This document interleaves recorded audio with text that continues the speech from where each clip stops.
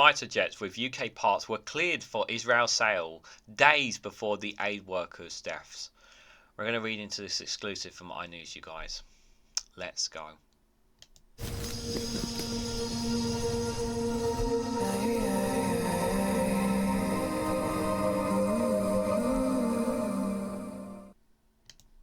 Good morning, good afternoon, good evening, wherever you are in the world. This is Reganelite here with an exclusive from iNews with the headline of fighter jets with UK parts were cleared for Israel sale days before the aid workers' deaths. The US last week authorised the sale of 25 F-35A fighter jets to Israel, raising further concerns over British involvement in the arms exports to the country. Guys, while you're here, make sure you hit the like button and share it across social media so others are notified of this video.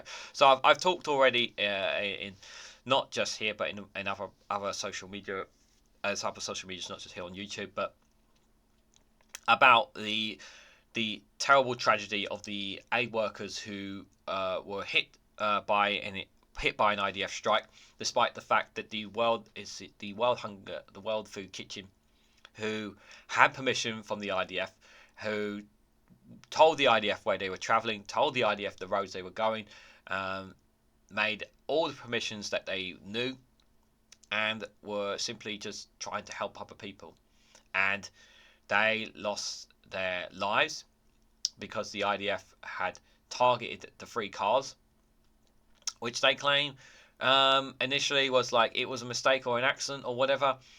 No, it was deliberate and it was intentional, and the only reason why everybody is screaming and shouting about the UK demanding that it suspends its arms to Israel is because of 3 British nationals who lost their lives in that attack. If it had all been Palestinians, we wouldn't be battering an eyelid, I can assure you. That, well, the media would not be a battering an eyelid, the mainstream media, but so many innocent Palestinians have died, more than 32,000 deaths. Many women and children have lost their lives, and not just from strikes and whatnots, but also by a famine as well, because many of them don't have food, they don't have water, they don't have the aid and medical needs that they have inside the Gaza Strip. And all this is happening while the UK, for those who are not aware, we're still supplying weapons and arms to Israel. And while I'm grateful that there is that pressure now being applied to the British government to suspend arms to Israel, it infuriates me that it took the deaths of 3 British civilians for there to be anger, as well as other international counterparts as well, for there to be an outcry of anger, because I generally believe that the weapons and arms and equipment that we've been sending to Israel since before October the 7th and after October the 7th have contributed to the deaths of innocent Palestinians. I generally believe that. Now, you may disagree, and you may think that none of that has contributed to this whatsoever, but I'm going to say I generally believe that, and I think we are complicit in the genocidal acts that Israel could potentially be facing by the ICJ, the International Criminal Court of Justice, that case that South Africa has put upon the ICJ against Israel for what it believes to be acts of genocide inside Gaza. And the United States will also be added to that list, given that they have no intention of stopping weapons and supply arms to Israel as well. So this headline, obviously, with parts cleared before it was just business as usual for the UK as far as they were concerned, despite the fact that people were already talking about this beforehand. I've mentioned it beforehand, and I'm sure some of you were aware beforehand, but are they going to stop? At the time of this recording, they're not going to stop at the time of this recording, but they are under severe pressure as we speak. So stealth bomber fighter jets were quietly sold by the US to Israel days before 3 British aid workers were killed, and were partly manufactured in the UK, the Eye can reveal. The Biden administration last week authorised the sale of 25 F-35A fighter jets to Israel, raising further concerns over British involvement in arms exports to Israel. The sale did not require constitutional notification because Congress was notified of the intention to sale back in 2008, and it will be several years before the jets are delivered to Israel. Up to 15% of every F-35 that Israel is using to bombard Gaza is made by British industry, according to UK company BAE Systems, which manufactures AFT's fuselage for all F-35s. And I've covered a story about how the executive of the CEO of BAE is making a great deal of money in all of this as well. Links between the UK industry and Israel are under increasing scrutiny after 7 aid workers, including 3 British civilians, were killed earlier this week in Israeli drone strikes, with the death toll in Gaza at nearly 33,000. While F-35s were not involved in the strikes, the Hermes 450 drone were reportedly killed. The aid workers were powered by R902W Wankel engines made in the UK by Elbit UAV Engines Ltd, based in Bristol. How does it feel for those working in Bristol to know that your components that you made were part of a drone that killed innocent people? How does it feel? Sam Perlo-Freeman from the Campaign Against Arms Trade told the Eye. An Elbit Systems UK spokesperson told the Eye its subsidiaries and joint ventures were not involved in the Hermes 450 program. The US F-35 sales comes alongside a proposed $18 billion deal to send American-made F-15 fighter jets to Israel. The British government has previously denied providing lethal or military equipment to Israel since the Hamas attack that killed 1,200 people sparked the war on October the 7th. So they've denied that they've sent anything. The UK government have denied this. Okay, let's be clear. The UK government's called for immediate ceasefire in Gaza last week. The UK, sorry.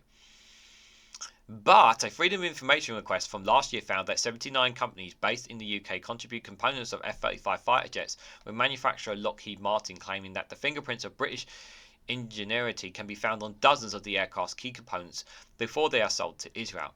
BAE Systems says on its website it holds a 13-15% work share of each aircraft, which are underpinned by the world-class UK manufacturing. Yasmin Ahmed, UK Director at Human Rights Watch, told the Eye the UK government must immediately suspend arms exports to Israel. Failing to do so risks complicity with the ongoing atrocities of breaking UK law. Excuse me. It beggars belief that the UK continues to pause funding to the UNRWA, that's the UN Relief and Work Agencies, at a time when Gaza is starving, and fails to suspend arms exports when there is a clear risk the UK military equipment is being used to commit serious violation. I'm so glad that someone this was brought up, because we still have this issue. Why are we still pausing the fundings to the UNRWA? Where we are still waiting for the evidence from Israel to prove that people working for the UNRWA had been involved in the October 7th attack for Hamas. We are still waiting for that evidence. They have claimed this and they have provided no evidence, and yet still the UK, the US and some other nations are still holding off the funding to the UNRWA, who do amazing work, who are literally putting their lives on the line here for the sake of people inside the Gaza Strip. Still, we are holding that funding. It's disgusting.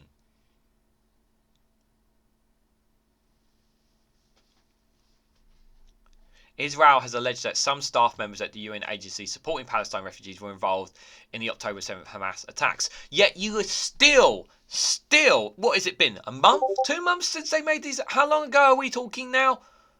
They have still not provided the evidence. Again, I'm going to just call it what it is. The Israelis are effing lying. They are flat out lying about this. It's an excuse for them to stop and reduce aid getting to Palestinians. This is intentional by Israel, by the Israeli government. Intentional. I'm going to call it for what it is. It's intentional. And it's disgusting that we have a government that is happy to pause funding that can actually help save innocent people's lives here.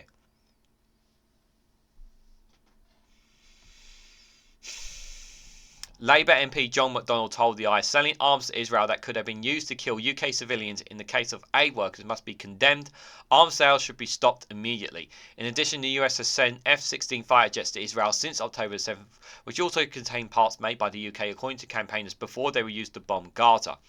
While UK parts are being sold to Israel via the US government, the British government licensing to sell arms in Israel has also remained open. Documents from the illegal challenge by Palestinian NGO Al-Haqiq against the Department of Business and Trade at the High Court in January showed 28 extract licenses and 28 pending applications the government identified as being most likely to use by the IDF in fencing operations in Gaza. The priority licenses include components for combat aircraft, utility helicopters, armoured personnel carriers, naval vessels, radars and targeting equipment, and small arms ammunition. Deborah Malong, a lawyer representing Al-Haqiq against the Department of Business and Trade, told the Eye, UK ministers are putting themselves and companies at serious risk of complicit in grave violations of international law by continuing to facilitate fighter jet transfer to Israel. UK could be violating the Geneva Convention, customary international law, and the arms trade by continuing to sell weapons to Israel. Yeah, and you know what's going to happen, right? You know what's going to happen, right? If the IDF find this, concludes this, we could be fined, yeah?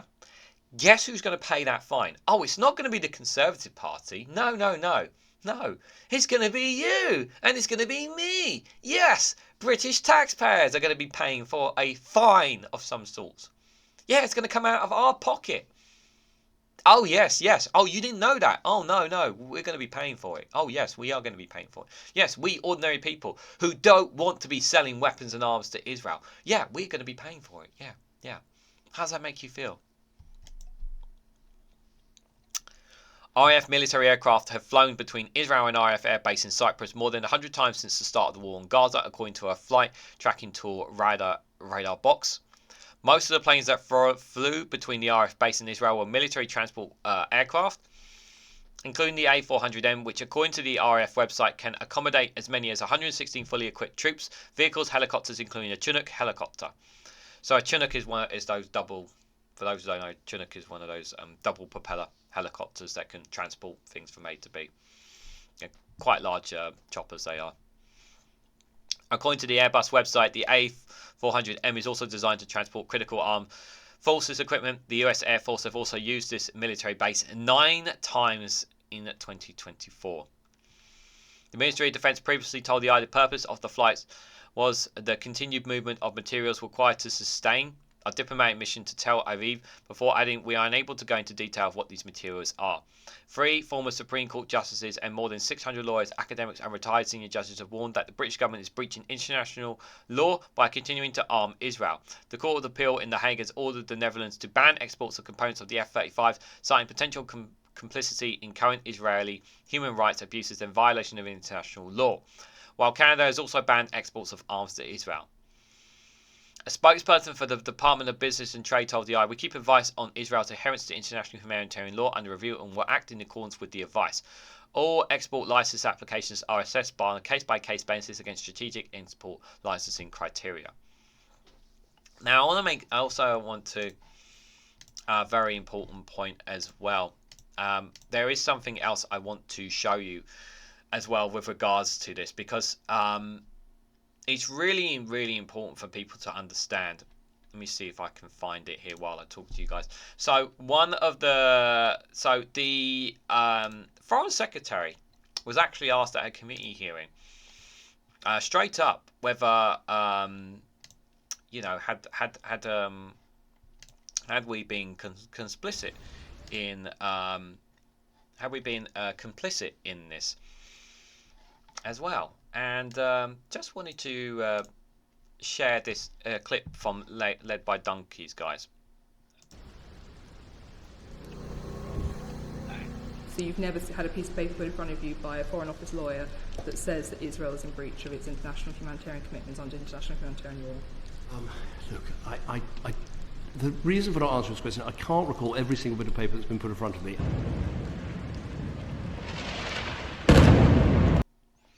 Now, he's flat out lying. He's flat out lying because it's been proven. It has been said by those within the party, in the government, that they have been given that advice, that they have been told that advice. They have been told it. They have been given that legal advice. And the Labour Party has asked for it to be published, that legal advice as well. At the time of this recording, that advice has not been published. Now, Labour have not outright said to suspend weapon arms because they want to see the published legal advice. But I think Labour can. I think if Labour want to, I don't see why Labour can't call it out like us, or like the rest of us with common sense. But obviously they are scared of Israel as always. I don't accept the premise that that Labour aren't scared of Israel. I do accept that premise. I do think they are. They're too big. They're too scared because they're going to be the ones going into power. They're going to be the ones obviously engaging with Israel. But it's so infuriating that we are talking about this now, and the mainstream media are talking about this now. They weren't talking about this before, and they should have been talking about this before. There was also an opportunity for the Labour government, I believe, to stop it as well. Correct me if I'm wrong. The previous Labour government, or was it Cameron's government? There was an opportunity to stop arms to Israel, but we didn't as well. So what do you guys think? Are we already complicit in these acts? The UK? Is the damage already done? Are we already going to be paying out of our own pocket for it? Should it have been stopped ages ago? Do you agree with me? Not just now, not just tomorrow, not just today. Should the weapons arms have been stopped long before the October 7th attack?